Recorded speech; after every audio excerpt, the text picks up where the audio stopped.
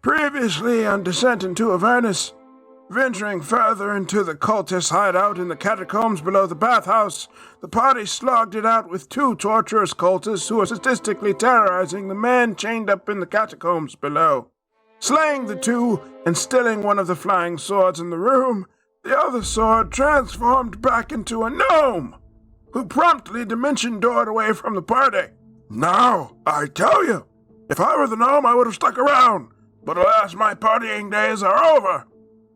Anyway, with Malachi arriving as the chaos subsided, there wasn't much time for bewilderment, as they began to tend to the tortured man. He revealed himself to be Clem, a noble of the house Jasso, and promised the party gold if they could rescue him. Anything for a payday, I guess.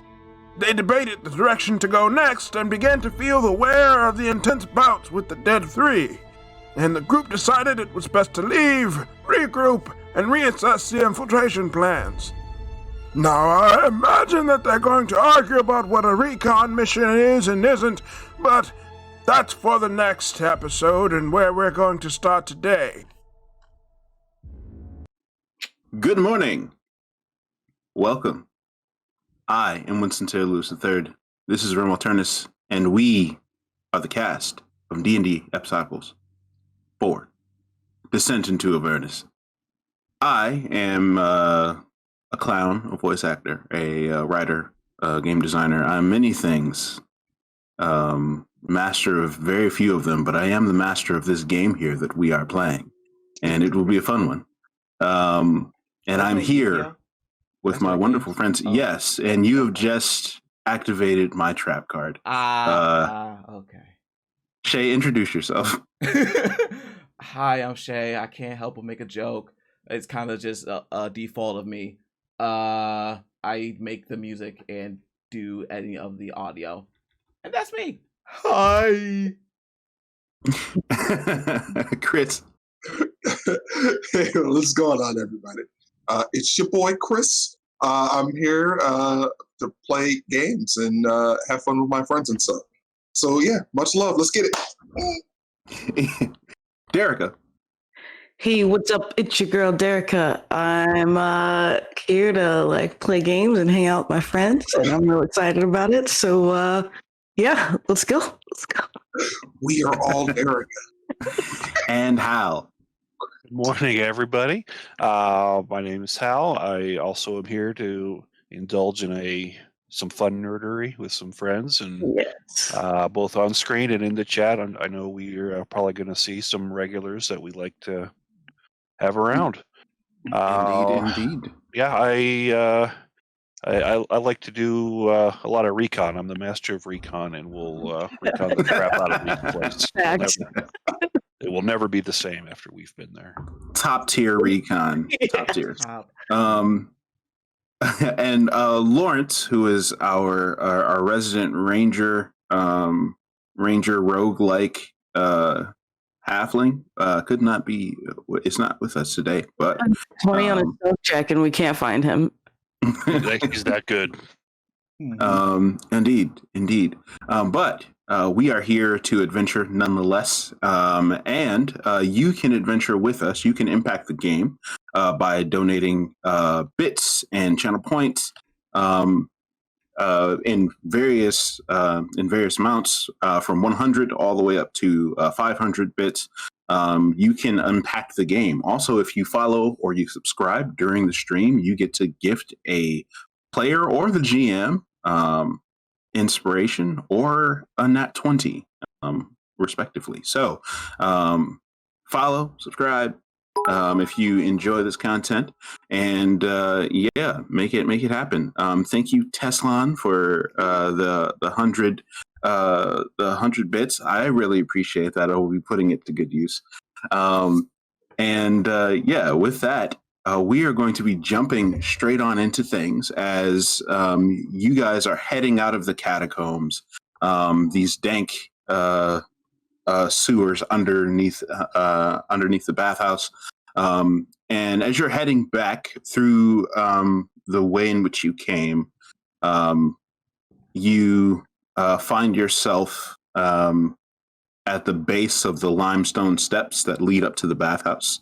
And as you're like sloshing through the water, as you move through the catacombs, Clem, the noble man that you rescued from the torture of the dead three, you can tell that he is. You notice that he is very much disturbed by the sloshing and the mess and the grime that he's trudging through. And could someone make a perception check for me? Perception. Passive is 13, but I'll roll, see if I get better. Yeah, I'm not the best at perception. Y'all go ahead and roll. Dalia, you notice that he is holding back. Dalia and Vol, you guys notice that he is that he's trying to hold back to keep himself from vomiting as he's moving through, and he's like, go, just let it go. No one's gonna judge you down here. Let what go? Oh, he's trying to puke. He's trying to stop it. And he's like, only for a moment. Look, there's a room right here. If you just go in there, nobody minds you're puking. I mean, if you just in the. I just want to get out. We're ankle deep in shit. Like, we'll be fine. Like, just go ahead. Clem, I have an idea. You might not like it, but I think Hogar might be able to help us out with the smell. But yes, I can help with the smell. I don't. If you can just do it over there, it'll be perfect. If we light a torch, it might burn off some of this methane. Here's it's not like any torch. I feel like not do that. I feel as if. So here's I've been thinking as we've been walking, and I think Johan had a really good point about the fact that we probably can't get back in here. Also a good point, we are all spent and in various stages of health and unhealth. Therefore, I think I might have a solution. And Dalia casts Tiny Hut around the tiny hut over in that other area that isn't ankle deep in liquid food. No, it has to be here. It has to be in the liquid. Yeah, it's part of the ritual. I cast I cast it in like the space where Vol is right now. As you cast Tiny Hut, the dome. You guys see you see this dome, kind of like, and it just encapsulates part of this room, and as the dome forms around you all, some of the water sticks inside of the dome, and you see Clem just. I mean, can we at least bring him upstairs? Like, he needs to leave. Okay. Can you just he's going through it. I saw it. There was a rat. Okay, see, this is just. I mean, you have been through a lot. Hogar, just get rid of the water, please. I mean, I can press this. I'll hit presentation to take the smell off for a second. So boom, it happened. He smells better. He smells so much better right now. It's like the smell. He smelled like Febreze, mentally fresh, $2.99. Like, that's what he smells right now. I think we've already established in the other campaign that Febreze smells like neutral evil. What does Febreze smell like? What is this Febreze that you speak of? It's a spell I can cast. It's a cantrip I was making up. When you cast it, you could do different colors. Like a purple one is a lavender. A green one is I'll just cast prestidigitation. That's all. I see. It's a subset of prestidigitation. Yes, I see. Yes. All right. Cool. So So you guys, Instantaneously clean an object no longer than 1 cubic foot. So I feel like you can also clean the water that's on the floor. Oh, I could. Okay, I'll clean the water. The water from right now in the 5 seconds that the water don't flow, it's clean. You could drink out of that water. Look at that. All right. Boom. All right, since we're going to do this hut long rest, is there any reason we don't just walk the guy up to the bathhouse and let him go, and then come back down to the hut and stay in that? Oh. I think this would be a great idea. Clem, do you need I think the only thing is like probably be good to get more information on how he got down here, but I guess he doesn't know. He just got like knocked out, dragged down here. Wait, I actually can help with that. Let's see. Oh, I can't help with that till tomorrow. Dang it, never mind. I cannot help with that. Clem, we could let you go now, but you'd be going on your own, or you can stay with us and we escort you. you're going to leave me on my own? Don't let them get me. Or you can stay with us and we leave tomorrow. You have to. He fiercely grabs onto your clothes. He's like, "Look, please, no, you can't just let me go out there. They're gonna grab me in the darkness. It's nighttime, don't you understand? That's when they pounce. That's when they pounce." Okay, and then, Clem. Paul just kind of like puts his hand on his shoulder. I cast sleep. Okay, we will wait in the morning until the morning. I suppose that answers my question. All right. Mm-hmm. And that was my last spell slot. Perfect. Perfect. All right, let's get in here. Ball just kind of like scorches down and kind of like tries to like, I'm Big Spoon.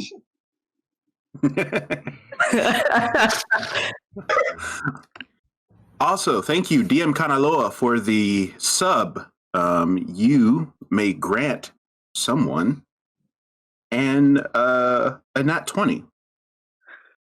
Whoop, whoop. Thank you. So as you guys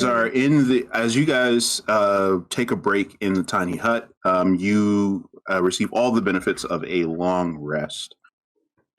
Sweet. Yes. Dalia stays up a little longer to pray for her spells. Because she does that at night. Wonderful. Yep. Olgar stays up a little longer because it smells. And he has to cause prestidigitation until he falls asleep. And not close it. Prestidigitation does last an hour. It does? So, okay, well, yay, for an hour. This So then you just go to sleep within the hour and you're good. So I feel like it wouldn't be out of character for Holgar to just have like something that he just puts under his nose so he doesn't have to smell stuff. Like he just kind of like it's like, yeah, nah. Man, Winston's getting a lot of love from chat. They really want this TPK. I know, right? We were close. We were close, chat. We were close. A couple episodes in, we were close. We were almost there. But thanks to the gift from DM Kanaloa, it may happen today, folks. No, I don't know. But thank you. With that, you guys receive all the benefits of a long rest. As you wake up in, Because it said, of course, includes a nightmare from the Sky Pony. Indeed. Actually, Johanna, can you make a charisma check for me? A charisma saving throw? Charisma saving throw. Yes. I heard it. I don't know what it is. That is a 9, my friend. I've got a inspiration. Yeah, you can use an inspiration to roll I that can't again. possibly roll worse than a 9. See? Okay. Yeah. So you, as you are sleeping, you are seeing you have this dream of a bright blue sky with a warm sun, and you can feel the warmth of the sun and it envelops you. You're enraptured by the majesty of the sky. But all of a sudden, you see what you can only describe as a pitch black smoke spiral upwards, and it consumes the sun. And it and as it consumes the sun, the heat of the sun increases until it begins to burn everything in the area around you, and you're beginning to feel the burn yourself. And as the sun is consumed by the shadow, and you begin to burn, something about this burn actually begins to feel pleasing. It begins to feel good to you, almost as if you felt it before. And as the burning increases, you begin to see your skin turn into this bright, like this bright indigo. And you hear a voice that says, "Give in to me. You know you want it. Give in." and as you hear this voice, you snap awake. Okay, well, surely the Sky Pony is testing me with I don't know what, but certainly during my morning prayers will do my dedicate myself to being worthy of the Sky Pony, and I'm not sure what that was. I don't think that was the Sky Pony. Make a just make a charisma check. Plain charisma check. Charisma check. So saving throw button. No. Just I got it. Yeah. Here you go. Wow.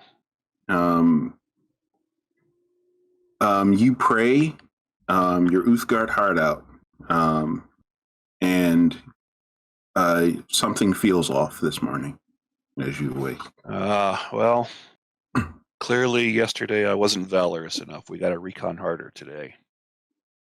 That whole resting is for the weak, apparently. We shouldn't have stopped. Perhaps. All right. So you guys are actually awakened by Johann kind of like bursting up in his sleep, sweating profusely from his body. There's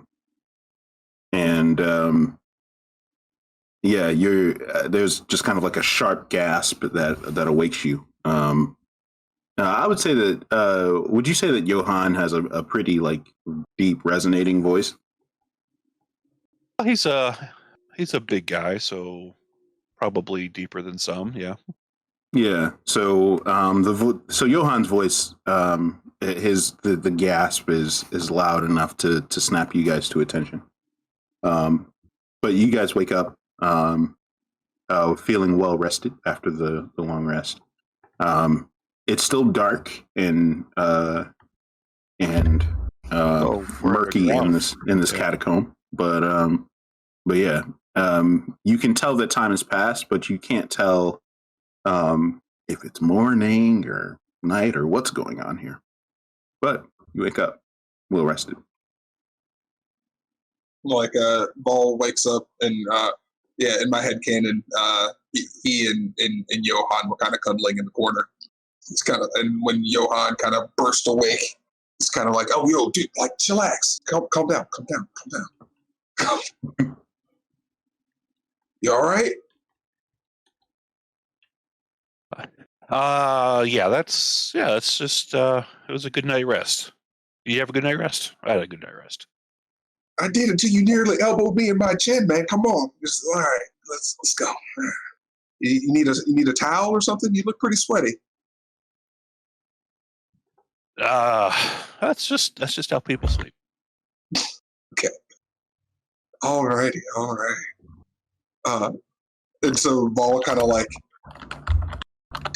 tries to get up, and he kind of it's like, can I just like poke my hand out? Do I have to get out on this side of the bubble? Like, Dalia, how does this work? Dalia waves her hand, and the tiny hut dissipates. And as she removes the tiny hut, the water that had kind of risen outside of the hut, it sloshes back in and fills in the area where you guys were. I had almost forgot what that smelled like. I didn't. Yeah.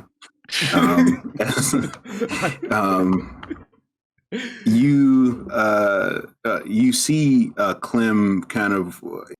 He awakens rather sharply, but he's got pretty intense bags under his eyes, and he looks pretty strained.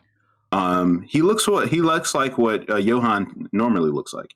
Sweet. I walk up to him and be like, "Okay, we can make this quick, and then you can leave, and you can be in daylight." I touch his head and I cast Detect Thoughts. And I say, if you just let me see what's happened, you can leave. Just let it happen. That sounds really bad, but just go with it. Go with it. Just trust me. Trust me. Just don't resist. Let me just do this, and then it'll be perfect. So as you hear, as you touch his head, you see, what's going on? We gotta get out of here. What is Morgan gonna say? When I start hearing like details, I will cast the cantrip and code thoughts, take a ribbon from his mind, and let it show what's actually happening. So now you see, because let's see, pull a finger out of your head, pull a memory or idea, a message from your mind, transform it into a triangle, a tangible string of glowing. Let's see. The thought strand appears on my space. I'm gonna see if this is actually doing what I'm trying to do. Oh, casting a spell. Thing? Yeah, basically. Casting a spell. Everybody can watch it. It's this spell right here. Boom. Casting a spell while holding the thought. A strand allows you to instantly receive whatever memory, idea, thought. Cool. So if everybody touches a strand, they all can see it. I'm thinking. Okay. Yes. So that's what I'm going to do. Okay. So you see him. So for those of you that touch the strand, you see him thinking of he's thinking of a like a dark-haired, an intensely dark-haired woman with a very stern look on her face, next to a man who looks similar to her. If you look close enough, you can actually see a resemblance between the three of them, the man, the woman, and Clem. And they just seem to be looking at as you look into this memory, they seem to be looking at you very disappointingly, as if they're looking down at you. And that memory just kind of like shifts and phases out, until you see him. You see Clem looking at a pretty sizable man, who is like, and they seem to be walking through a market here in Baldur's Gate that looks familiar to you all. And as he's looking about, anyone who's looking at this memory, could you make a perception check, please? Perception. To perceive.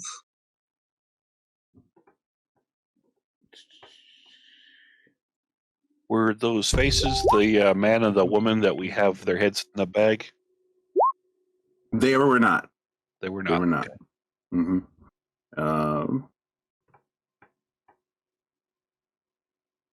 All right, Hogar, you notice. Oh, I got 18. Wow. Okay. So Hagar, you notice that there are you notice as you're looking at this memory, from the perspective of the person who is making this, who this memory is, you assume is Clem.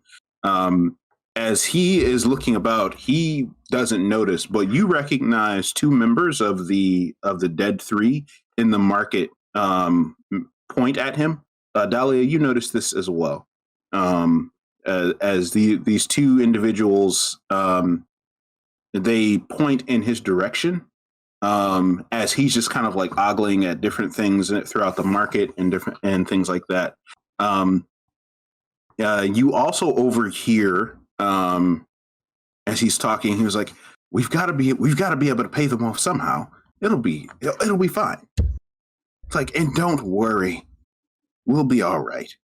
As he's talking to the large man that is in front of him, as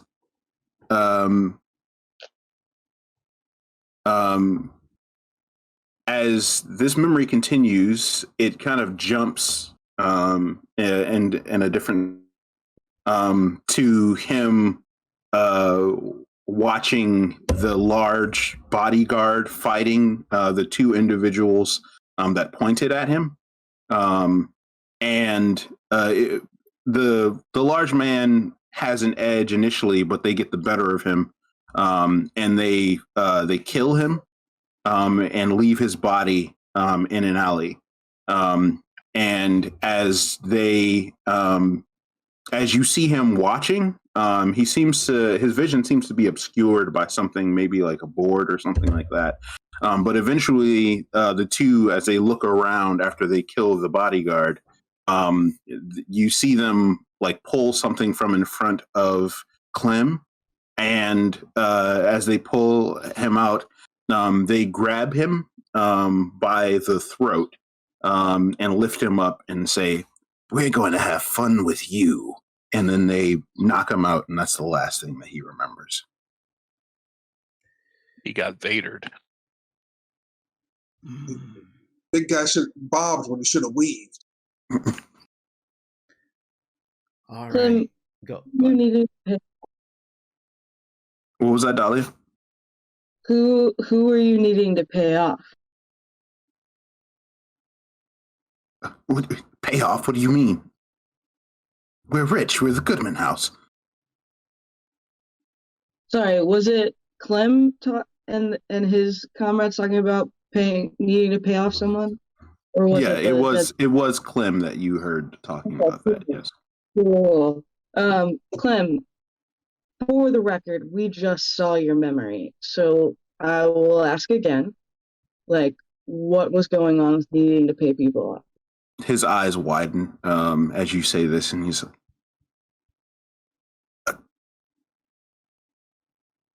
sometimes there are debts that need to be paid. You know, children inherit things. Some inherit houses, some inherit successful businesses. Sometimes you inherit a money pit, and you have to pay off contractors. And such is the life of a noble. Cool. Who are the contractors in this money pit that you were needing to pay off? I can't say that. So, I still have More to check importantly, how much are on- you paying them? Oh wait. Go ahead. My bad. I can move things. I can pick things up, put them down. Like, Well, I now- know what that means. Big Go things, this heavy way things. and that. Well, we're especially We're on a job right now. You don't need to try to find another. You don't have the time. you don't like side hustles?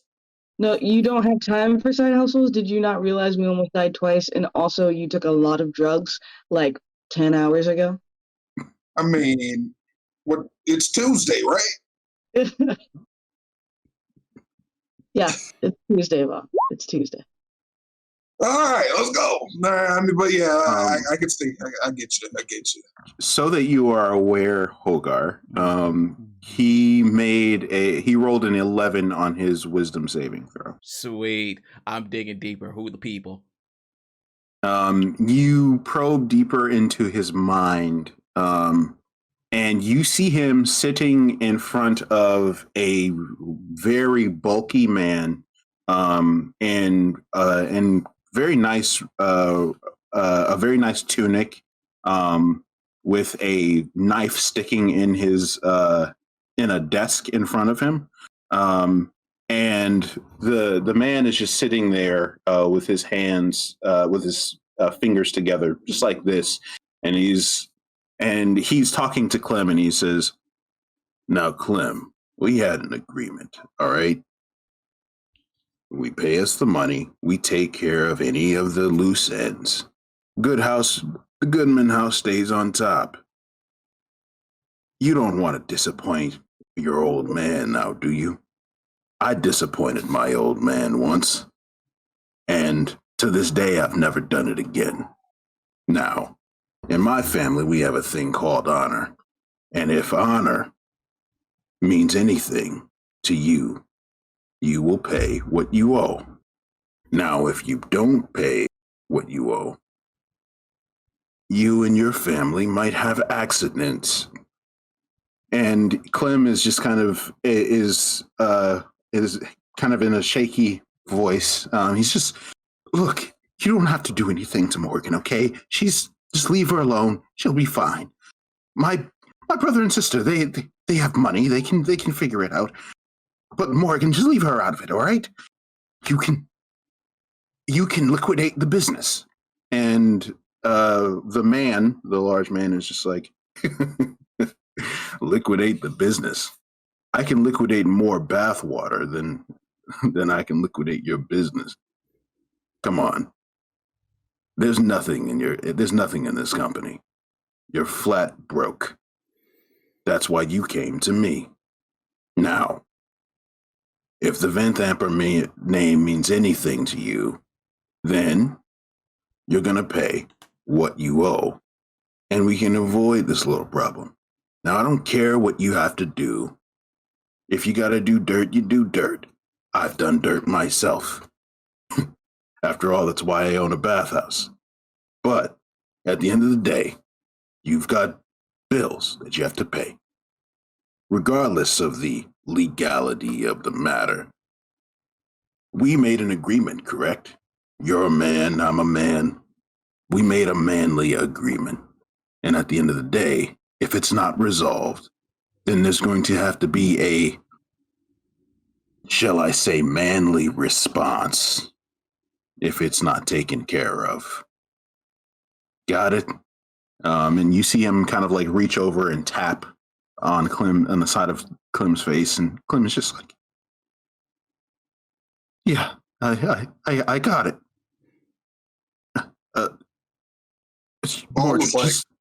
Marge, just keep Morgan out of this, okay?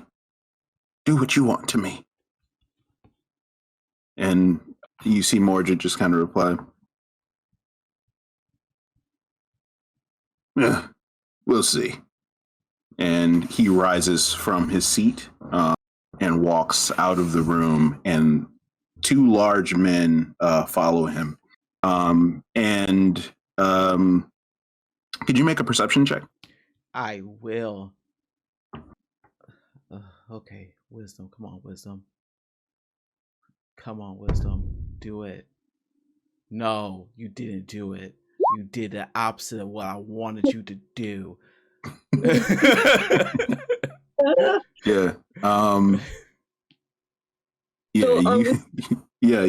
That's kind of all you glean from that memory. Okay. Are we touching the strand, or is this Shay's diving deeper?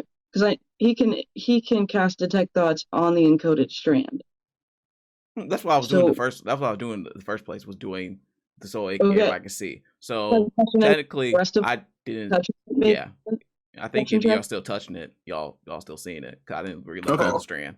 Yeah, so technically, anyone who's touching the strand should be able to make a perception check to be clear. I would be doing that. And Ball is kind of like nodding his head, and he's kind of like, "This man was spitting." You don't get in between an agreement between men, but good on you for trying to keep your old lady out of it. I get that. I get that. What do you mean, Pat? What do you mean, my old lady? My old lady is dead.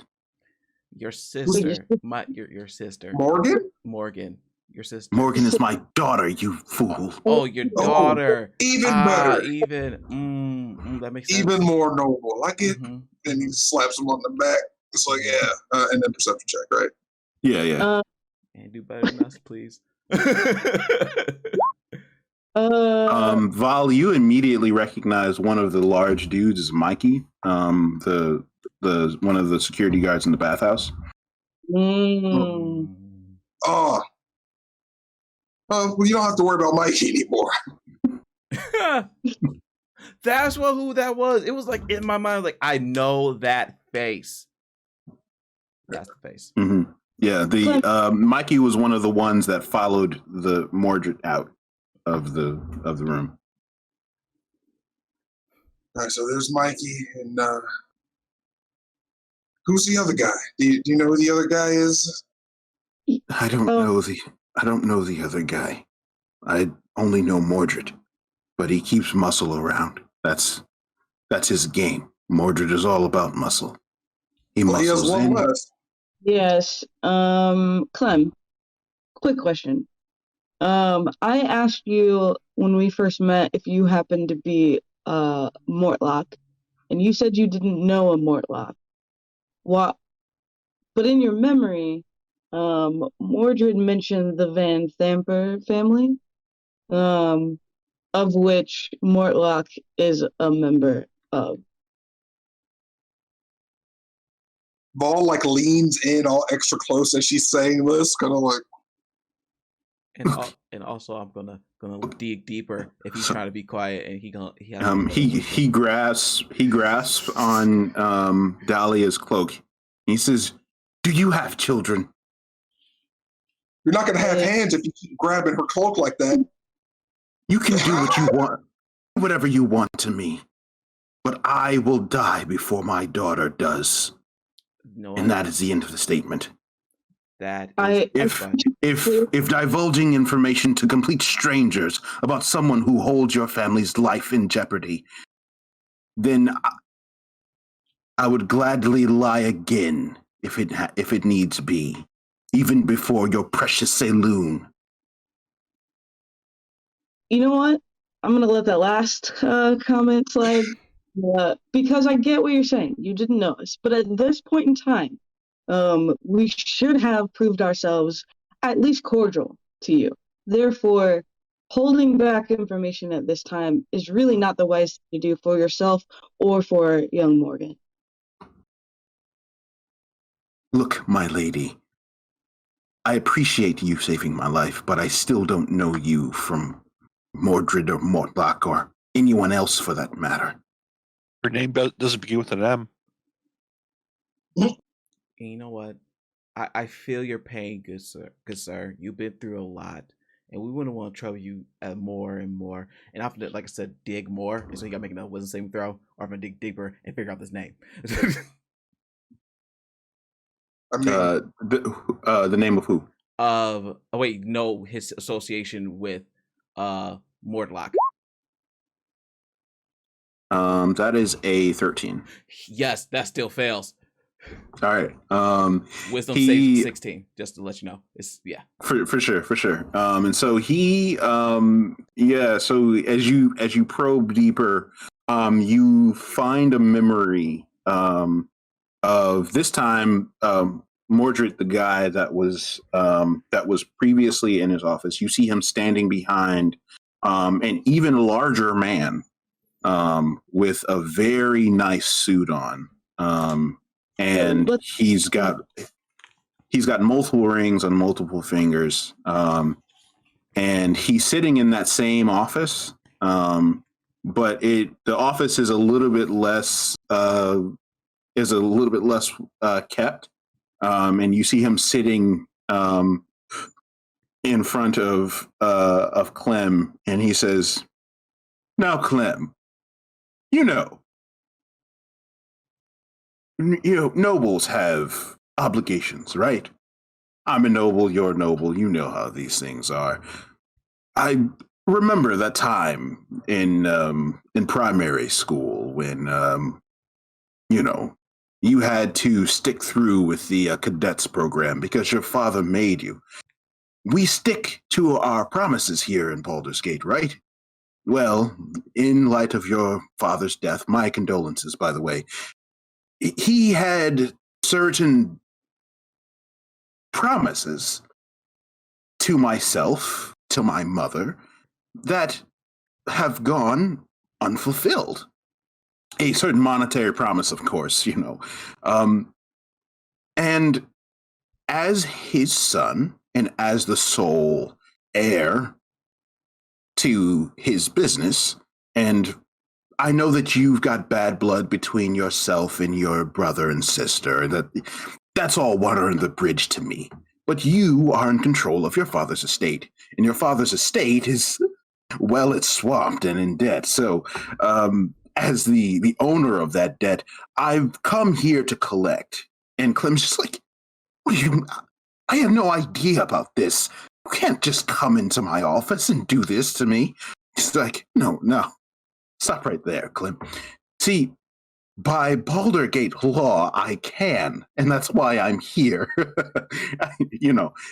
I'm not a judge or a lawyer or, squire or anything like that, but I do know something about the law, and the law states that this agreement that you have has been passed on to you as the son of Karrison Jasso. That was your father's name, correct, Karrison?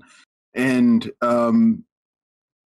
the thing is, I've fought, I try not to be brutal, it ruins the rings, there's blood everywhere, it's unfortunate. And I don't want to be brutal with you, Clem. We go all the way back to being cadets in primary, and you remember what it was like when what was her name? Sister Flores always used to have us recite grammar and all those things because we used to fool around and whatnot. But you remember those days. I remember those days. I don't want to do this, but business is business, my friend. And at the end of the day, your father ran a business, and he was a businessman. I can't vouch for the quality of his business, but he was a businessman and he made agreements. And I am a man of agreements, Clem. And you, by nature of being born into this family, you also have made agreements. And so, do we have an agreement? And that's the end of the memory. Cool. And I'm keep patting his back like, you know what? You don't have to tell me nothing. I understand this is hard for you. You are okay. We'll get you out of here as soon as you want to. Let's just go. This is silly. He's been hurt. We should go upstairs. And yeah.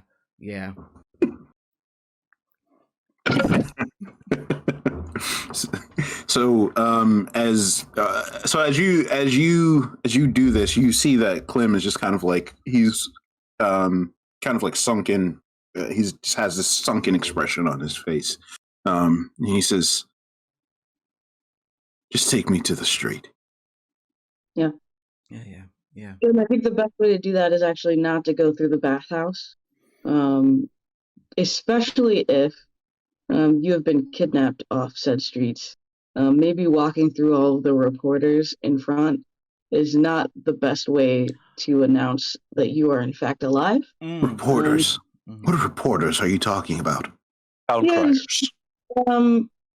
Mike made a scene, and now the reporters. We're gonna go this way. Yeah, that was 8 hours ago. They might have got tired and gone home by now. Right.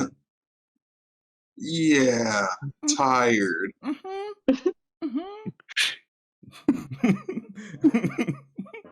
That's what happens with reporters. They just give up and go away. I mean, that was on the story. So to be clear on the timeline, it's been about 14 hours since the They incident. definitely got tired and That's gone home. old news now. Like, we're good, but we shouldn't go upstairs. So we should go the other way. He really liked saying agreement, didn't he? He did not. What you're talking about? He didn't say agree. What agreement? I haven't heard anybody say agreement. And I gave you that look like. Sorry, I already told him we saw the memories. I mean, You're not being. But we haven't told him that we saw more memories. We just said the one. No, so like Ball's kind of like, okay, like. It's he can hear us. He's right in front of me. I'm touching him. And then he's like, Ball's like, I'll teach you thieves' cant later or something. Thank you. I've been trying to learn that. I appreciate you. So what's your play here, guys? What do you want to do? I think we're going to finish reconning the rest of this place and find another way out that doesn't involve going back out through the bathhouse. All right, that sounds good. So you guys are for the sake of brevity, I'm just going to say that you guys you are able to backtrack your way to where you were previously, where you fought the flying swords and where you originally found Clem. So as you head back, you find that the room is pretty much as you left it. The corpses of the two that you killed are still there, and one of the swords is lying inert on the ground. As you come back to this room, there is the door to the east, and there's the passageway and the door to the south that you passed by previously. Right. Yeah, we looked in the door. We remember that was like flammable gas.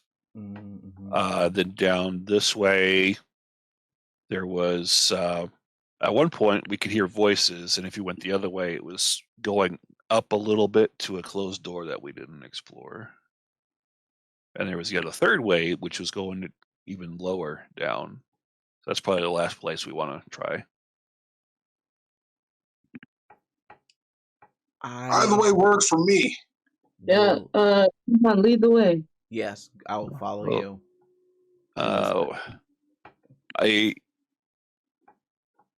Is this where the door was, where we heard the voices before, or where was that? Yeah. So south is where you heard the voices. No, I think it was here. Oh, yeah, I think it was here, wasn't it? Yeah. So you actually you hear the voices louder, and you see that the door is actually opened now. Oh. Okay. Well, could you make a stealth check for me? I sure can, because I was expecting that door to be closed when I came around that corner. Oh, surprise! That's right. Should I also make a stealth check? And the good anyone who is walking through there, make a stealth check for me. And the fun thing about heavy armor is I still got an 18 on my low roll. Hey. Look at that. I'm thinking that I probably am with y'all too. Hold on. Why was there a reason why you made that at disadvantage, Paul? Because I have splint armor. My armor just gives me disadvantage. Same reason I had to do it at disadvantage. Gotcha. All right. So yeah. So Johan, you kind of like creep around this corner. But as you creep around the corner, and you see what looks like skeletal rats and a deformed man hulking over something on the ground, you they don't seem to notice you. until Vol is walking behind you and like bumps into you, and you like lean forward and you like fall forward into the hallway, and there's like a giant clang. And the thing just kind of like I stand motionless. Maybe their vision is based on motion. The rat's vision certainly isn't based off of motion, and they start like hurtling toward you as you I'll roll fall initiative forward. then. Indeed, I'm going to need you to roll initiative. Yay. Okay, let's move me where I would have been then. I would have been farther off. Sorry. Watch where you're going.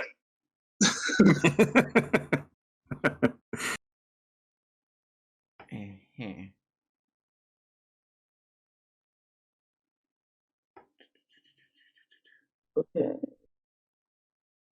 I'm waiting to roll for after the turn order gets blanked out. Oh, yeah. Oh. Should probably clear that. Okay. Okay, and click on your token. Indeed. Why do I roll so bad on initiative? Hey, Winston, could you shift Yes. ping on the location where we're at? Thank you. Yeah. I can do this then. Boom. The Bash Bros. Boom. The Bash Bros. Oh, we're hey, I'm down with Look it. at this. Look at this.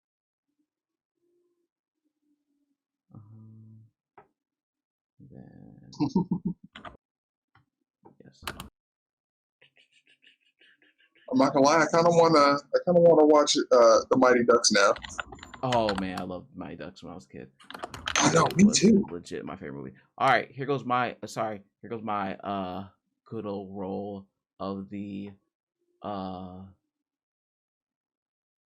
initiative as such, and I got that.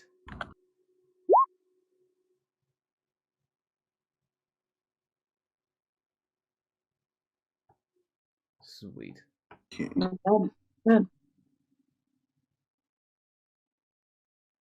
All right.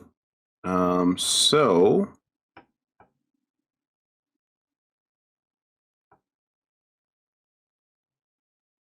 some reason. Okay, here we go.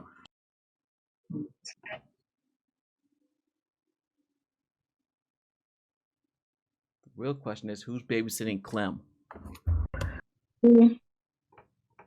Clem's grown ass man.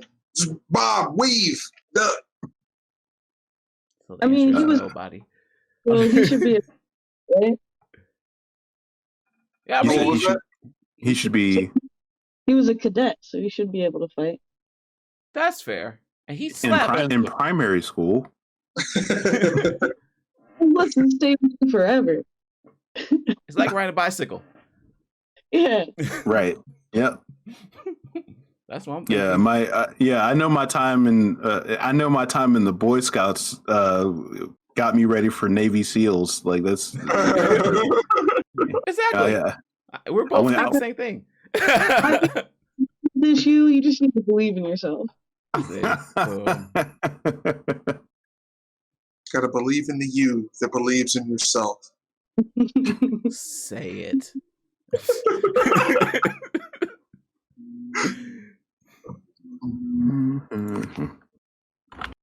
Sorry, D&D Beyond is not being my friend today.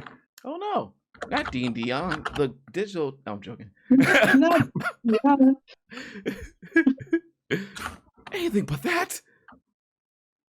Anything but that. Well, All right.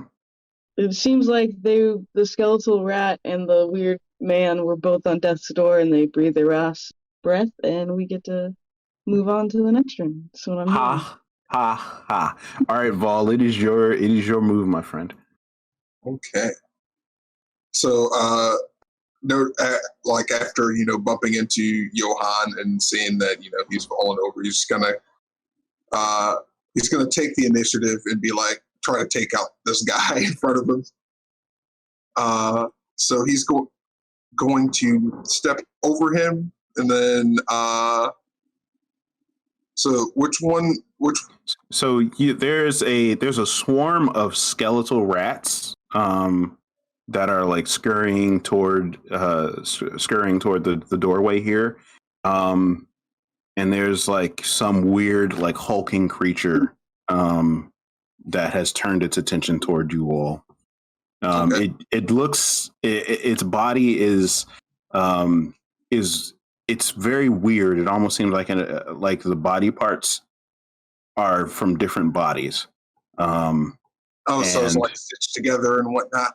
Yeah, it's like an amalgamation of different people's bodies that's living and alive. It's weird. So then Ball sees this and is just gonna ignore the rats and then give this man the old forearm shiver. Like hit him with a forearm right up here against his neck. All right, make that attack roll for me. Alrighty.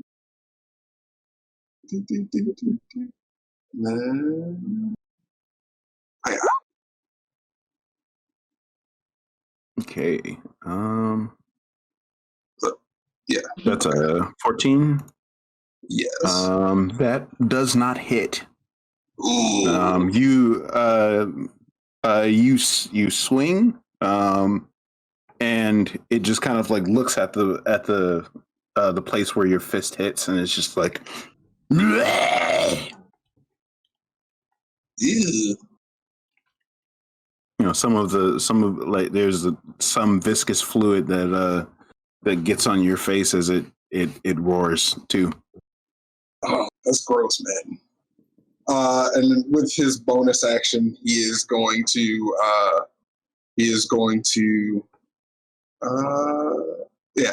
get rubber arms. Okay. And then that'll be his turn. All right.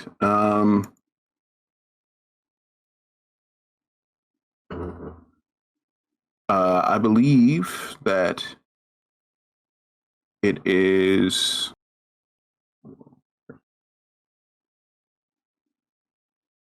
Johan? Johan? Johan, it is your turn. Okay. Well, clearly there wasn't enough valor and bravery shown yesterday, or else I wouldn't have been punished during the night. So certainly can't let somebody else take the lead on this. So I will also be charging. This is like one big rat, or this is a swarm, you said? This thing here. I believe that's a swarm of undead rats. Yeah, a swarm of skeletal rats.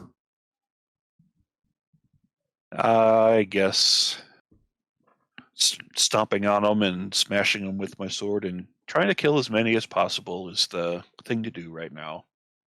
Okay. Yeah, make an attack roll.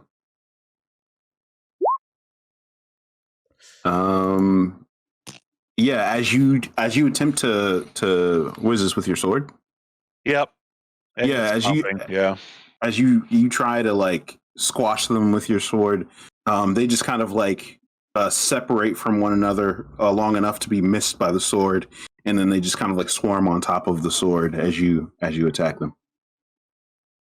I don't think I'm impressing anybody with that attack. I didn't see it. Is that your turn? I'm not going to take another. I'm not going to use my second wind yet. So okay. So this thing is actually going to turn around. So this thing is actually going to turn its attention to you, Vol, as you've swung at it, and it is going to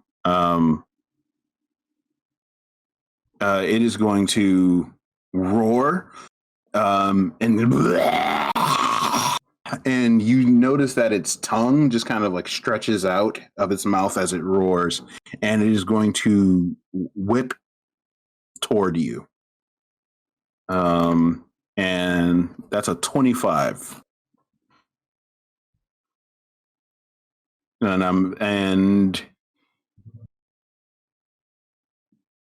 That is 12 points of necrotic damage. That was maxed on both of those dice. And I need you to make a charisma saving throw. Make the save.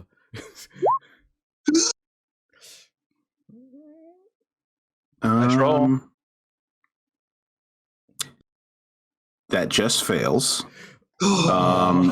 And your wisdom score is temporarily reduced by 3 points. The score. All right. So the score. The bonus or just the score? Okay, the score. The score. Okay, cool. And so I'll use a rank. Gotcha. 2. Hard to feel pretty when you're covered in zombie spit. And as the tongue whips at you, you begin seeing visions of people being like tortured and burning. Tuesday. Could you make a wisdom saving throw real quick?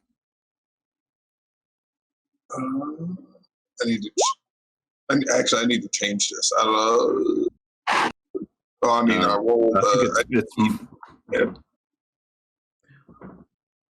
rolled an 18, so it'd be -2 if it's a -3. If I have a 16, so it'd go down to 13, right? 13. Yeah. Yep. So as you you see these visions of this torture and people burning, you see Gretchen's face. Like she's being like prodded and stabbed. No. Yeah, and you guys just see Val just kind of like angry. He is big mad. I don't know. It almost looks like how anybody would react when a big monster tongue just licks you, though. And on that note, I think that is as good a place as any to take a break.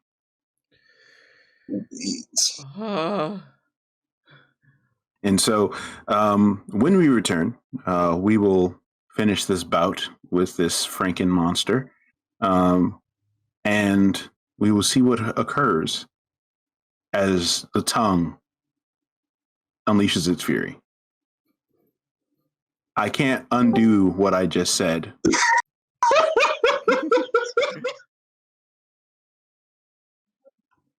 Welcome back, everyone, to D&D Episodicals 4 from Realm Alternus. I am your GM and your host, Winston Taylor Lewis III, and we are in the middle of combat, folks, as this Franken monster has turned its attention to Vol, and Vol has begun seeing these tormented dreams and visions of his loved one being tormented in a odd and unaccommodating hellscape. Unconsenting tongue assault. Yes. Right. This creature whipped its tongue back and forth, and did significant damage to Vol. What? The scar. What scars are deep and unseen, mostly in my mind. Mm-hmm. You got a tongue lashing, like a lick a tongue from Pokemon. That's exactly what I'm envisioning. Exactly. Wow. And it is not done. It is going to attack with its one of the arms protruding from its trunk. But that is an 11. Does an 11 hit? It does not.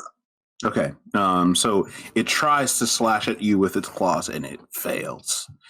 But with that, you are none the wiser as this thing attacks you. Get it? Because you lost wisdom. Malachi, it is your turn. The pun coup continues. Yes. Wait, the pun coup? Pun through, baby. I've literally missed everything. Yeah. All right, so Malachi, so you are in this. So you are in this room, and you hear this commotion happening. A couple of chambers over, where your comrades have gone to investigate. So Clem is at your back, Dalia and Hogar are in front of you, and you saw Johan and Vol run forward or move forward into this area. What would you like to do with your turn, my friend? I would like to use my free action to facepalm so hard that the pantheon of gods I serve hears it. Because the sensible thing was just to go upstairs like normal. But I'm gonna bend the corner. Could you roll a d4? I will roll a d4. Yeah, I'm a bend the corner. I'm whipping the block.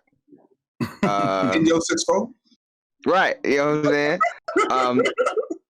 I got a 2. Okay, you take 2 psychic damage as you smash yourself in the head in the might of your pantheon.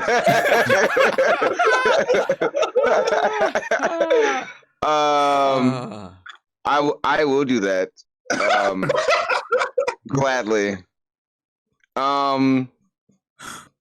But yeah. Do I see what's heralding my friends when I? So if you move yourself into position, you can.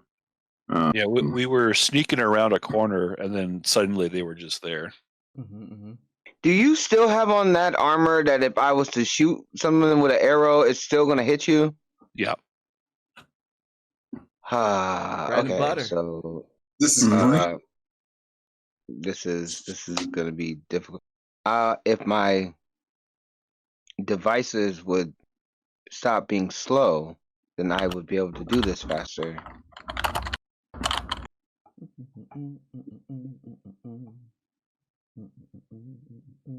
Come on. Come on. I'm sorry guys. My laptops and things are just acting very slow. What's your movement speed? My movement speed is 25. Okay, so if you were to move toward that direction, you can get about there. Yeah, if you can move me right now, because my tablet is being very, very slow. Yep, I've moved you 25 spaces, and that puts you just behind the corner, where you're not able to see them yet. Okay, I will use my bonus action to dash, so I can see them. So if you move an additional 5 feet, you are there. I don't know if you want to move further. And so now you can see into this room. You see that Johan is frantically smashing, trying to smash a swarm of undead rats at his feet. And Vol has just been assaulted by a tongue from this large abomination that is attacking him. And I don't have enough movement speed to get there.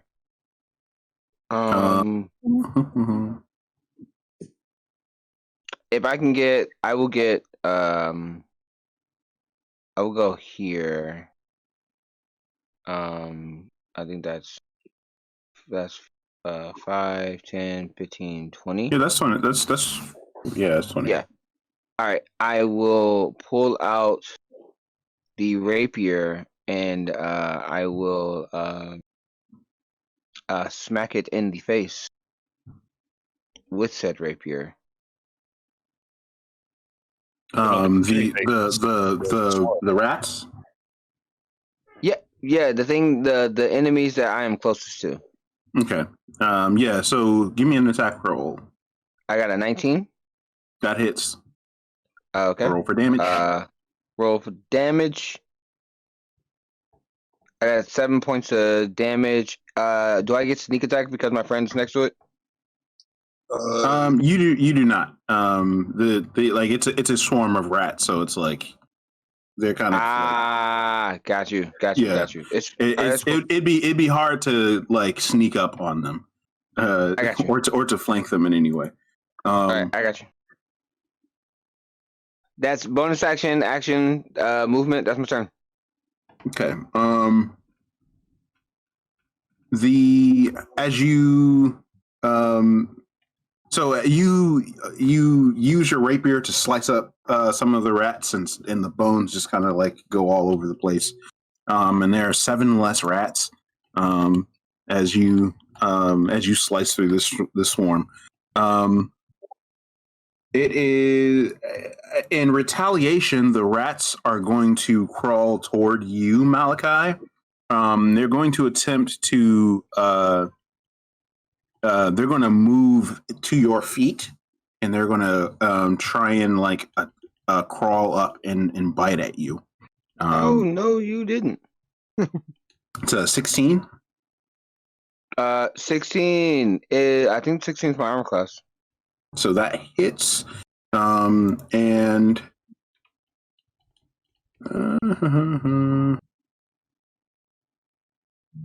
and so that is 8 points of piercing damage. Oh God. Wait. As they bite at you. Okay, cool. 8 points. Yeah, and you just hear the chittering of the mice continue. As Hogar, it is now your turn. Don't I have an ability that I can move away when someone gets next to me? Hogar is going to. As a reaction, if something, you're a scout, right? Yeah. As a reaction, if something ends its turn within 5 feet of you, you get to disengage for free. Sure, I will do that. And to be clear, it is in the same space as you. So regardless of if you move 5 feet, it will still be in range. No, I can move. No, I can move half my movement speed. Okay. Yeah. So half of 25 is 12-ish. 10. I mean, I'll just say you can move 2 spaces. Sure, I'll move 2 spaces away. Okay. Are you moving back into the corridor? Yeah. All right. Thank you. Well, with Hogar, he can't see anything. He has seen a whole bunch of people just go into this room, so you don't go. He's gonna first, because he's a wizard. He's gonna cast mage armor. Nice. As you know. Nice. You know, people hurt. So now my AC is not 12. We're going to go. We're going to go. Your AC being 12. 5, 10, 15. What the heck? Because now I see it. Haha. Acting. And now we're gonna go over here. Is there anything I really can do? Do I want to get near anybody? I went 15, right? 20, 25, 30. I can get to the. You know what? No, I don't want to block in the door for Dalia. It's okay. I'll just push you over. It's fine. Oh, that's fair. That is fair. Let's see. Okay. I'm just going to be on defense. So we're going to go 5, 10, 15, action, dash, go right. Boop. If you are going to be on defense, why not just make up your mind? I don't like you. I love you. All right, that's going to be my turn. All right. On that The note, power of the Black Panther will now be stripped away. So Dalia, before you go, you see Clem just kind of like runs behind. He kind of hides behind this corner, and yeah, he's like, he wants none of this. Yeah, I look back at Clem and I say, "Don't worry, Just stay there. And I rush forward. All right. Yeah, go ahead. 5, 10, 15. I'll go to there. Okay, so we've got the swarm of rats and then this body. Yeah, so there's a dead body over here. Okay, and there's this weird amalgamation of body parts. Cool. I'm going to. You said their wisdom got shrunk? Mine did. Yours did. Okay. Val's did, yes. Cool. Okay. I'm going to.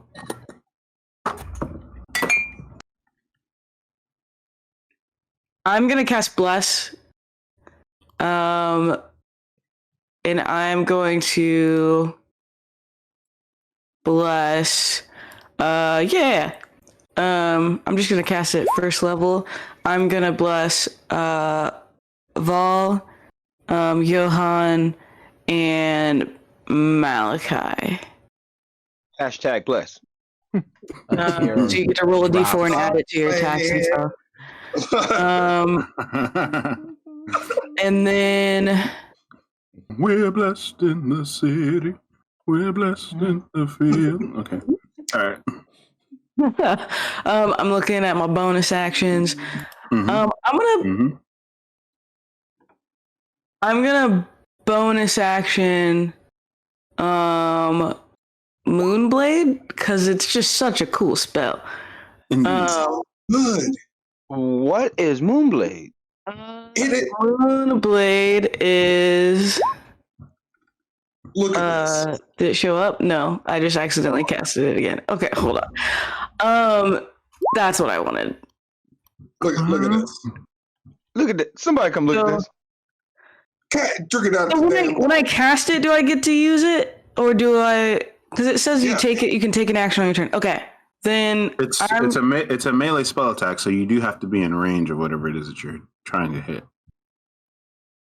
Right. So I can't move the sword. I have to walk the sword over it. Correct. Like you have to. Got it. Because it projects from your hand. It's not a. Yeah. No, you're right. Yeah. So I'm just gonna use my like Kuwabara sword and Yu Yu Hakusho. Yeah. Okay. Hey, that is a reference that I love. Bring swords. I'm just gonna cast it for now, so I have it. And yeah. Cool. So this shimmering silver blade, it grows from your hand. And then I throw it. No, I'm just kidding. You have to say moon sword get larger, like Kuwabara. Yes. Also to clarify, it is an action to attack with the sword. Right. I knew that. Okay. All right. Just wanted to make sure. All right. So the creature, it roars yet again, and it is going to, lash again, at you, Fall.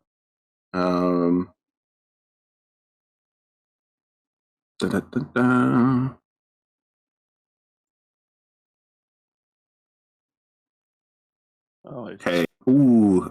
So that is a critical hit. Ooh. So that is 12 plus 6.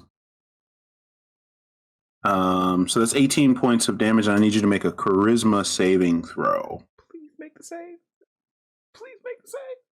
And make sure you click the actual save. Remember, you can add the bless to this, I believe. Okay. Add D4. I did not see it, but okay, I'll do it again then.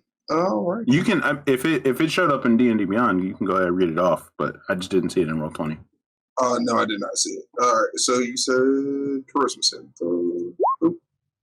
Nice. You save. Fortunately, but yeah, you take 18 points of necrotic damage. Okay. Yeah. And it is not done yet, as it's going to attempt to slash at you with its claws. That's a 16. I backhand that out the way, like nah.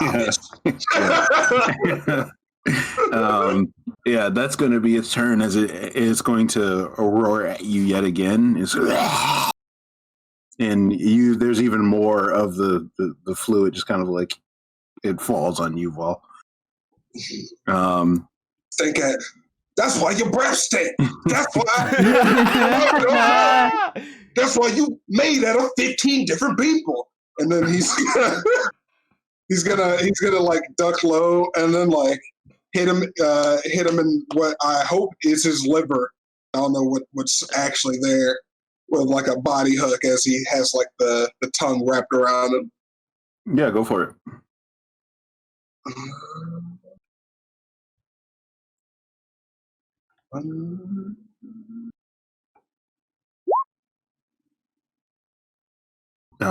That does not. Yeah. And then I get +4, right? Plus a D4. Yep. Mm-hmm. Hashtag 15. The creature just kind of like grabs your hand and throws it away from it. Okay, I'm going to action surge.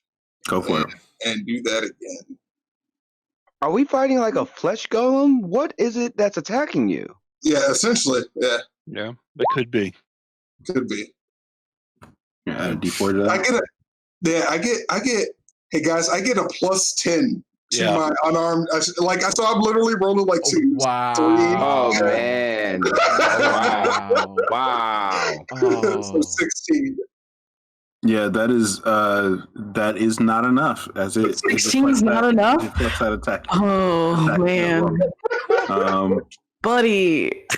I know. Buddy. Alrighty. Yeah. And a bonus 16's action. my armor class, so woo. This is funny. Yeah. Johan, it is your turn. Oh, I still have a bonus action, right? Did you action surge? Is that a bonus action? Action surge is not a bonus action. Action surge is just a free action. You just decide to take another action. All right, cool. Go for it. I will then use. I'll use a second one, Good call. The wind. Okay. and then so I get D10 plus 4 HP. All right. And then that'll be my turn, and then I'll resolve this. All right. Yeah, that was a good point. Chris, do you have inspirations also? Okay, I will definitely remember that on next go round if I live. But yeah, go for it. Go for it, Johan. All right. Yeah. I think, So as minxy as those rat skeletons are, I think this guy's more dangerous. So I will step up and assist Val in dealing with it.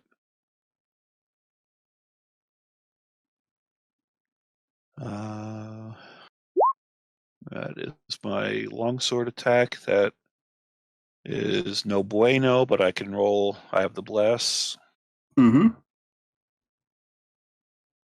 How do you roll? Just a d4 slash roll.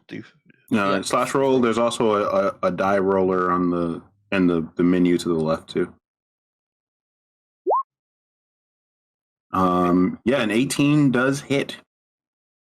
That's helpful.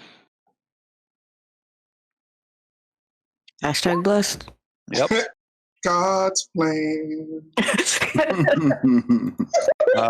It's only 8 damage, but I will try to make that 8 points of damage go someplace really annoying and painful by unwavering marking it.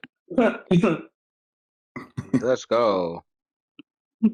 So it is going to, as you attack it, it is going to like weave out of the way, and you barely hit it.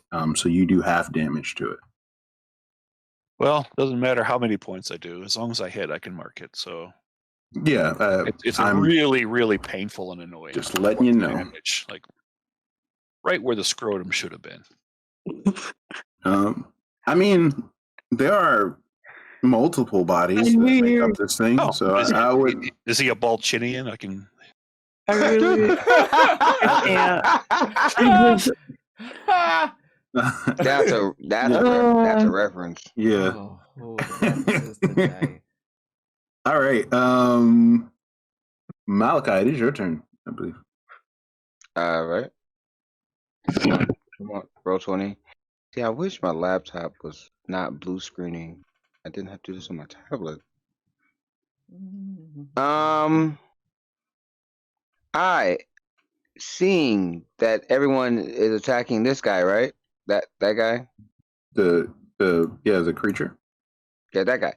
I'm going to move 5, 10, 15, 20. Okay. And I'm going to use my bonus action to Hunter's Mark it. Okay. And I'm going to use my action to stab it in its Balchilian face. All right. Right. Make that attack roll. Attack roll. Plus. I got a dirty 20. That does hit. Dirty 20 hits? Hey, let's go.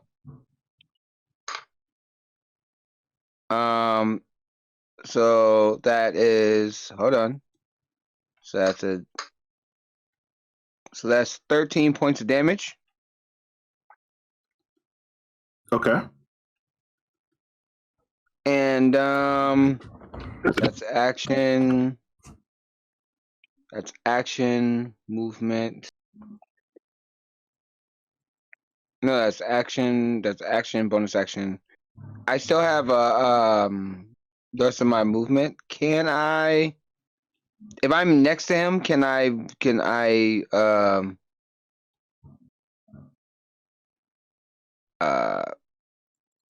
move 5 feet away from him? Yes, it does provoke an opportunity attack if you move out of range. It also marked him, so if he attacks you, he's at disadvantage. You know what? I will take that opportunity attack, and I will move 5 feet away from the butthole. Okay. So you cast Hunter's Mark on it, correct? I did cast my Hunter's Mark on it. Okay. All right. It does not have disadvantage against you. You just have advantage against it. With me menacing it with the unwavering mark, that's what gives him disadvantage. Oh, I thought you not Hunter's Mark. Then got you. Yeah, sorry, I misinterpreted that. I thought you said you marked it. So okay. So it has disadvantage. It has 2 different marks. It has my Hunter's Mark, and then it has right. Yeah. I got it now. Okay, so yeah. So it has disadvantage on attacks against you. Okay. All right. Yeah, it is going to attack with its claws. I will move 5 feet away. Yeah, both of those. It rolled 26 twice. Wow. Remind me how this was the good plan? It's God's plan. It's not his fault the dice telling the story. Like, you can't give a story. It's not his fault. I'm just saying, this is as prepared as we were going to be.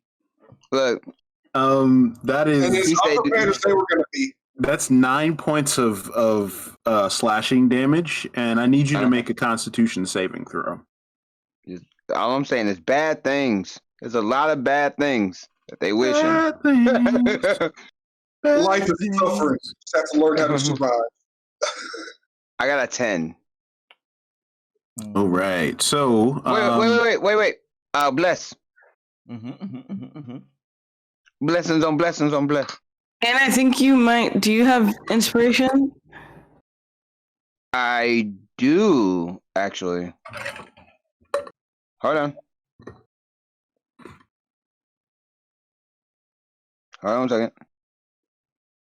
I think I got an inspiration. Yes, no, I got a Oh, I got a nat 20. I got a nat 20 that I could do. You know what? I'm going to use that nat 20 now. Okay. So it slashes you, nothing, and you take damage, but nothing else happens. All right.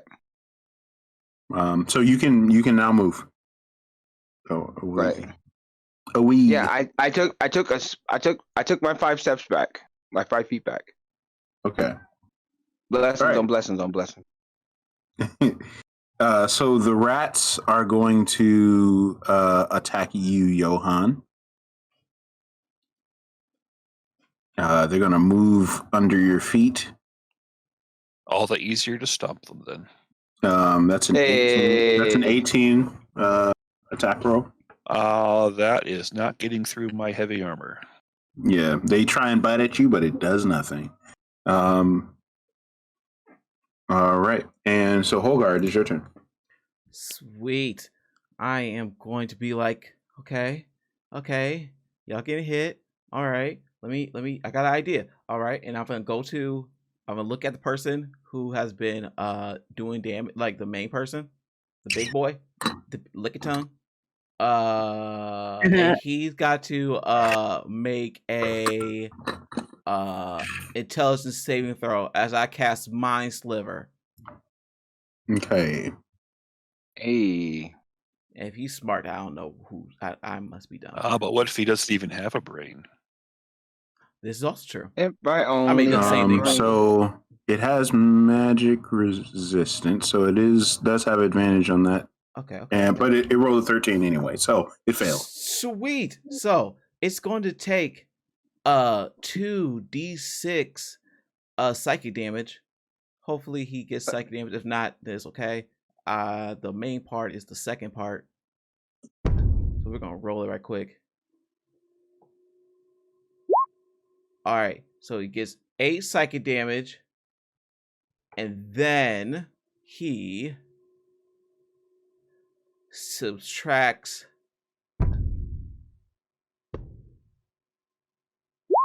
3 from his next saving throw. Hey. All right. So you see it, you like grasp at its head. And it's like writhing in pain as its mind is being torn apart. Sweet. And that will stay until the end of my next turn. Okay. And it's only it's one time thing. So once he in it, go on. Got you. Dalia, it's your turn. Okay, Dahlia's gonna 5, 10, 15, 20. I'm gonna go there. So I maneuvered around the rats so I don't take opportunity attack. Right. And I'm going to attack with my super cool Moonblade. What color is your Moonblade, Dalia? Oh, it's fully purple. Yes, It is. Which is a Mace Moonblade. Purple blade, purple blade.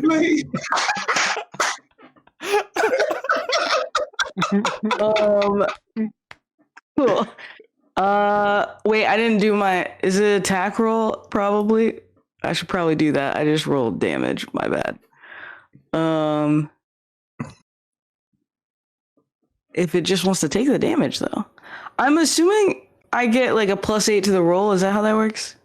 It says melee spell, right? Yeah, it's a Right. melee. So you make a spell. You make a melee spell attack. Okay, cool. D&D Beyond doesn't have like my the attack What thing do on you it. do? But I can for roll it guiding like bolt? I do a what? What do you roll for like guiding bolt?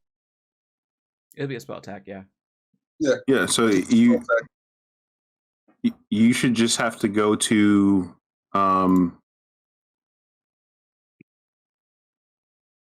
like in spells, if you just click that I don't know what color thing is, but it says spell attack and click that, it should do it. Yeah. Yeah, there's purple it should be a D20. die next to it should be a die right next to it.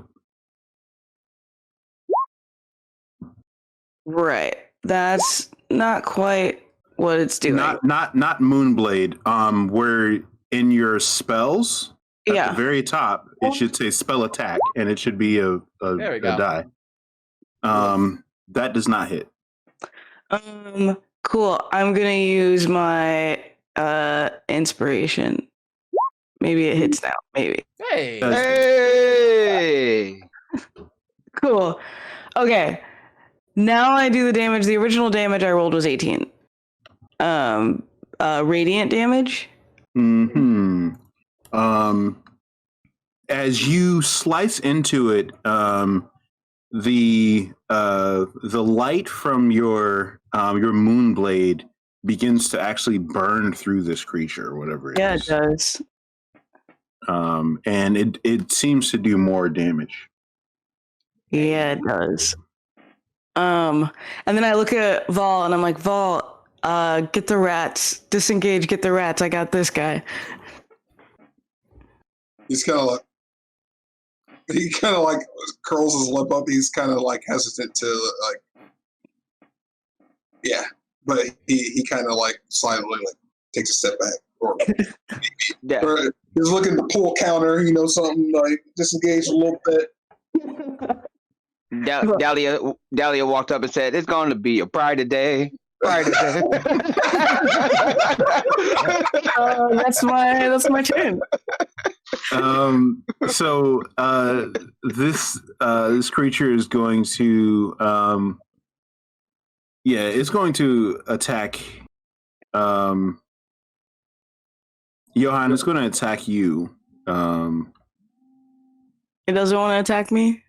I hit it right in its ball chins. You just sure. That 4 points of damage hurt more than 18. It hurt. I'm actually going to use. I'm going to use a nat 20. Yes, you are. Oh wow! And all right. Well, that is going to hit. Field's not allowed. It'll hit, but I won't take a critical. Yeah.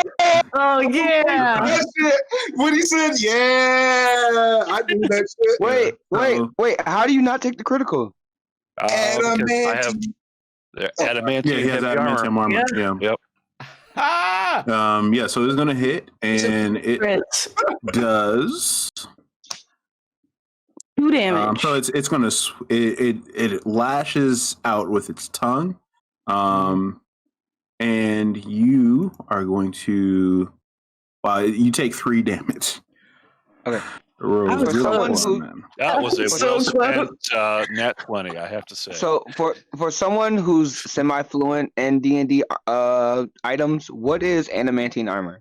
Adamantium armor negates the effect of criticals. Yeah, he's immune to crits. Oh, Yes. So any armor that is made out of some kind of metal, you can get as an adamantine armor. Or you can get adamantine chain or whatnot. Mm-hmm. So like, yeah, he chose adamantine split, and I was like, oh, nice. For this moment. Now, I do need you to make a charisma saving throw. And the bless wore off because it lasted until. No, it's still good. It's still good. Oh, all right. Well, It's on. Concentration spell. You're blessed this whole fight. okay, awesome. You better speak that. I don't know what I got. Hopefully, it was good. That looks pretty good. That was good. It was a 21. And so you save. I am much stronger than because the alternative was that you would lose 7 points of wisdom. Goodness gracious. No, but the Sky Pony is with me. That's Exactly. what do you mean you'll lose 7 points of wisdom?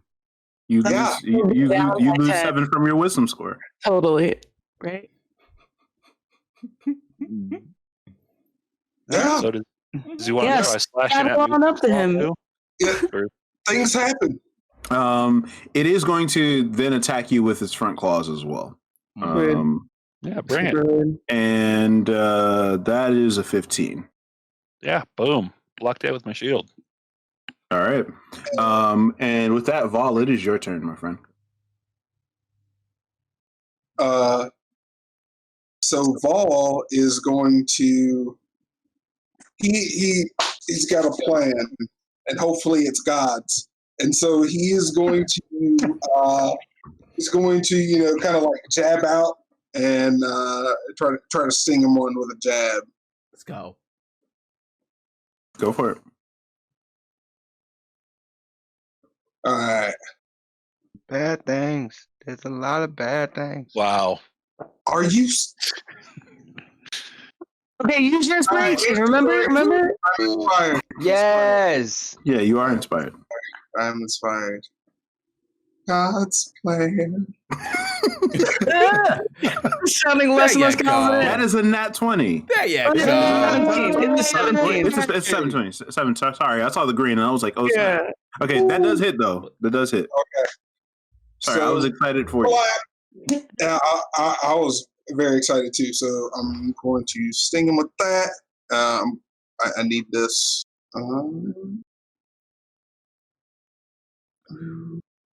We did do a long rest, right? Mm-hmm. Yeah, I mean, you yes, did we it. did. I'm just kidding. So- I'm just kidding. Aw, dang. Okay, So- yeah, so that's 13 bludgeoning damage.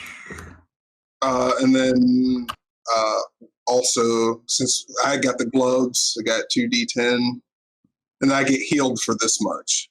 Oh, awesome. You know, I forgot you do that. yeah, and then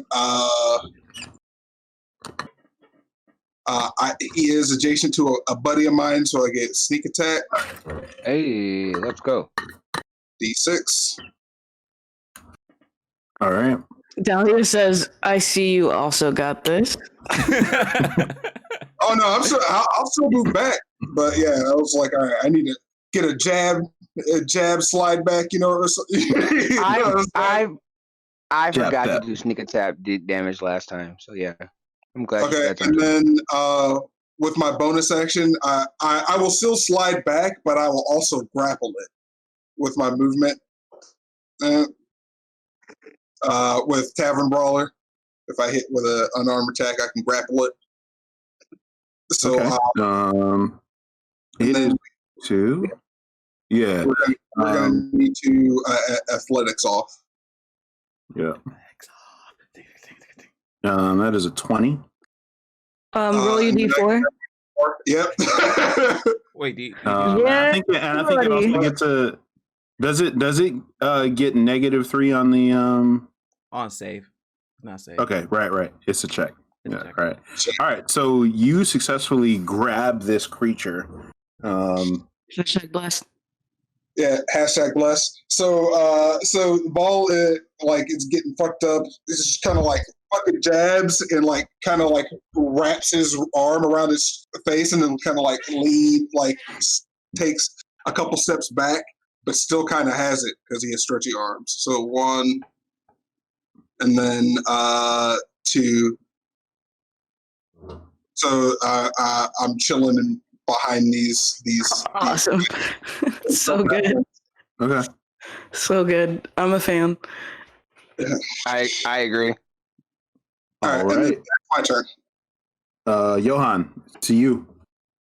All right. Well, since it attacked somebody, it hit Malachi while I was challenging it. I get a free bonus attack, so I'll take that Nice. first. And Nice. that comes at advantage. So how do you toggle advantage? You on hold down Shift. shift. Click. And it should be green with a green plus sign die. Okay. Yeah. Nice. That's a 17, plus your and that D4. hits. That barely hits, but it hits. It hits with the D4. It's more than barely. You be nice to him. I call it like I Yeah. sees it. All right. So yes, it's actually a 20. Okay. Yeah. Hey. So that hits. Uh, Not barely. Thank I you. will also get a bonus 2 damage on this, so whatever plus 2. For sure. So 12 points of 12. damage. Okay. All right. It's And I going to will- take that 12. I will make my normal attack. That hits.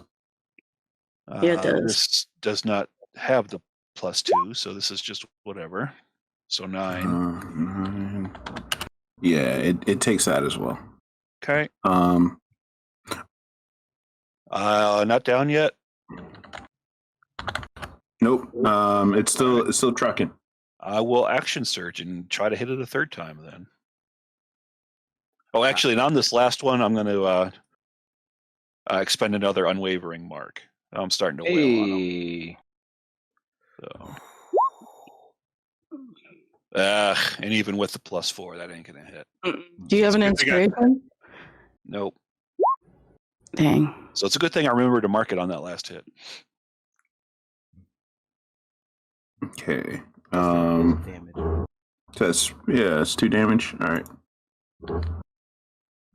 All right. Yeah, you're cutting into you're beginning to cut into it, and you're beginning to see like some of the thread give way as some of the body parts are like beginning to fall and hang off. But it's still up. As Malachi, it is your turn. Fall, damn it, fall! So from One Long Island, between One Long Island and Karen Wasted at Spring Break, how messed up is this creature? I mean, I'd say it's probably like a gin and juice. All right. Laid back. Now there. Okay. So, because I'm a scout halfling, I can move into a larger creature space because I'm Yes, you small. can. So I'm going to, because Dalia's in front of me, I'm going to just like a little kid hiding behind their parent's leg, I'm just gonna turn around and I'm going to try to attack one of the seams that's falling apart. Like I'm Alright, go just for it. trying to. Dahlia raises an eyebrow but says nothing.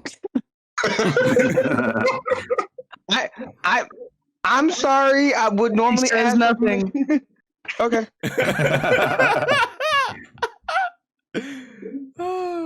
I'm so sorry. I should have asked for permission first. That's a 21. That hits. That definitely hits. You're still I get sneak hashtag attack? blessed. Do I get sneak attack with this? Yes, you do. Okay, so that's sneak attack damage plus the rapier's damage. So that is plus Hunter's Mark. So that's a bam. So that's 18. 18 plus 4 is 22 points of damage. All right. I forgot a piece of this wind blade. Yeah. So at this point, it is like it's beginning to like fall apart as it can't hold its composition much anymore. So it's on death's door again. I will use my bonus action to disengage from it, and I will move back to my original position, and I will say, "You're trash, like Brenda's your mother," and then call it a day.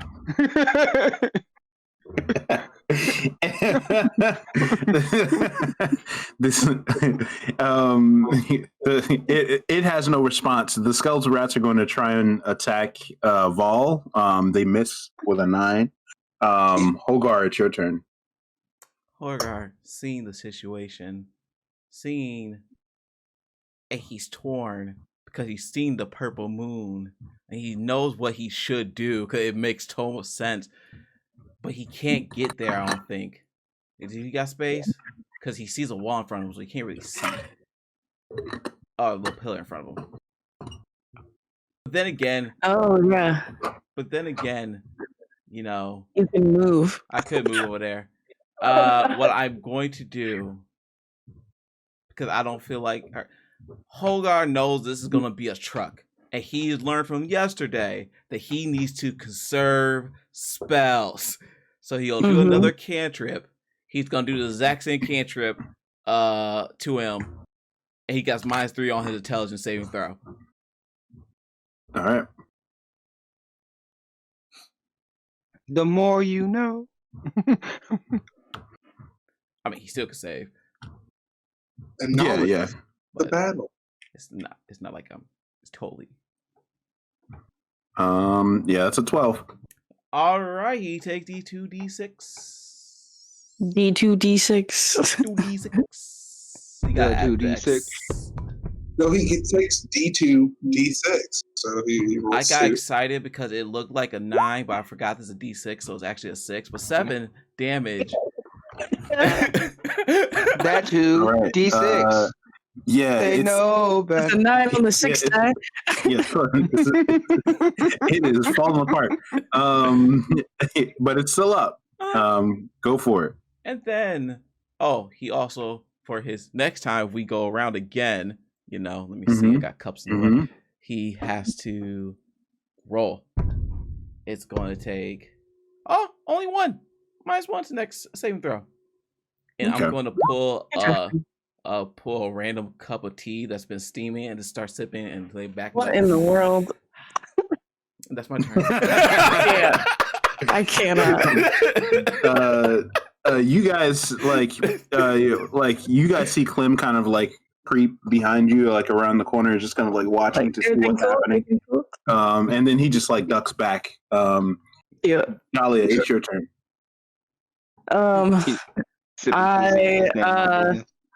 I say, as a silver star of Saloon, you will leave my friends alone, and I use a nat 20 to attack him with my Moonblade. Okay, That'll we be get that damage. What's the flat roll? Is that 2d8? It's 2d12. 2d12. All right, so that's 24 out the bat. Yep. Which becomes 48. Go ahead and roll for the rest of that attack. Jesus Christ. It's like, let me get in there. And then, And I have resistance to my brother. That's 96 damage. he's still up though.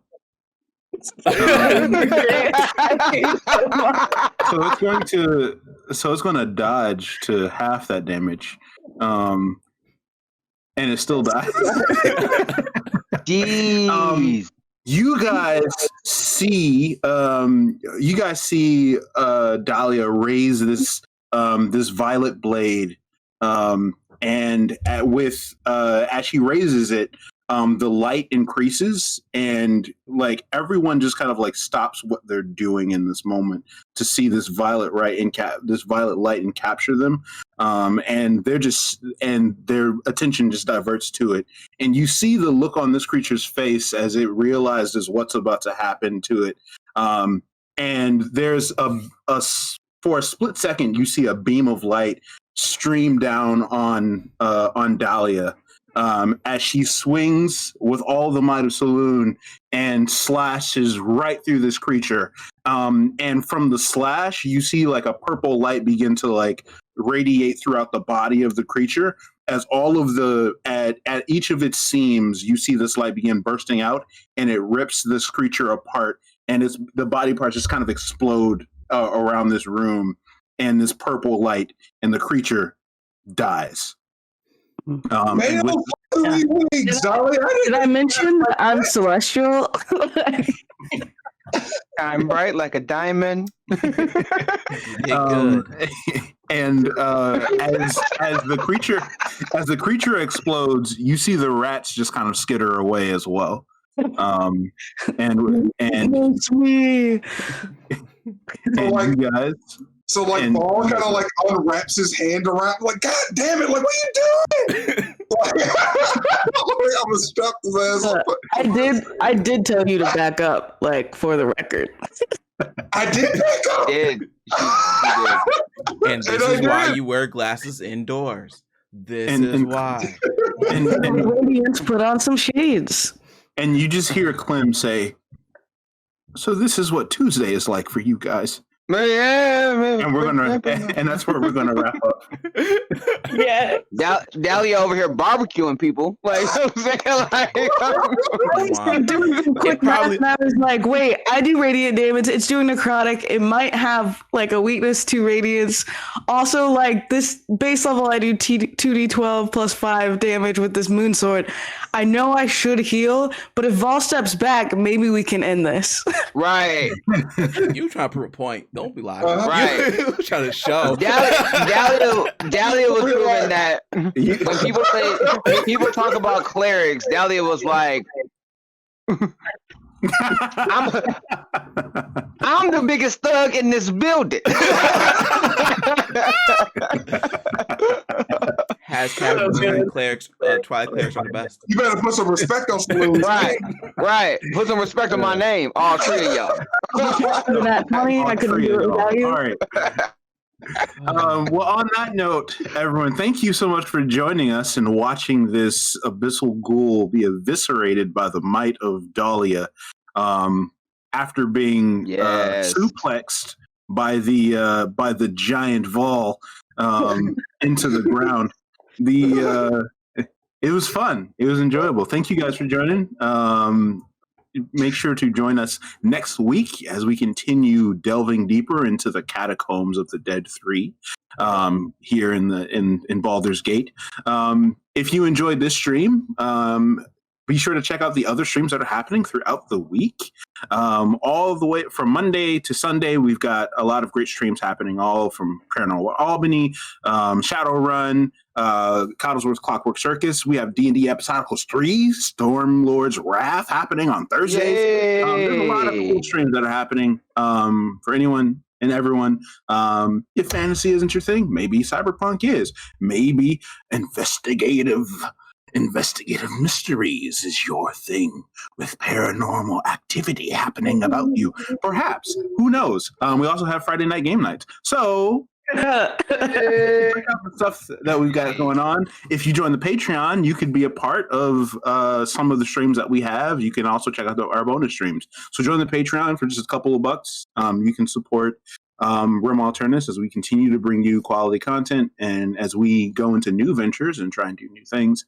We got some new stuff coming to y'all. We've got some YouTube stuff that's going to be popping off here pretty soon. So stay tuned and check out what is going on. So with that being said, I am your host, your GM, Winston Lewis III, and I am here with the D&D Episodicals 4 Descent into Avernus cast, and we are signing out. We will see you next Saturday. Be good people. Much love, everybody.